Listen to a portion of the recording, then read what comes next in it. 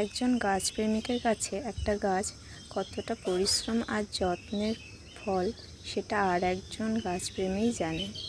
কিছু কিছু মানুষজন আছেন যারা একটা সুন্দর ফুল ফোটা গাছ দেখলেই বলেন, এই গাছের একটা ডাল আমি নেব।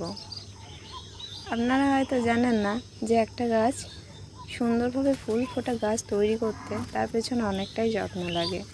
যাই হোক, এই একটা ডাল যে আপনি নেব বলেন, আপনার হয়তো মনে হতেই পারে যে একটা ডাল নিলে কী এমন হবে, কিন্তু আপনি হয়তো জানেন না যে আপনার মতো এরকম কাজ আগে আরও অনেকজনই করেছে।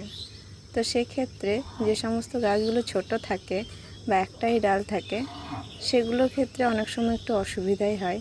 তাই আপনার যদি গাছটা পছন্দ হয়েই থাকে, যার গাছ তাকে বলুন, যদি দেওয়া যায় তাহলে সে অবশ্যই আপনাকে একটা ডাল কেটে দেবে। আজ আমি এই গাছগুলোকে কেটে বসিয়েছি অনেকগুলো। এই গাছগুলো সারা বছরই কম বেশি ফুল দেয়, তবে গ্রীষ্মকালে ফুলটা অনেকটাই দেয়। তো আজকের ভিডিওটা এইটুকুই, দেখা হচ্ছে পরের ভিডিওতে।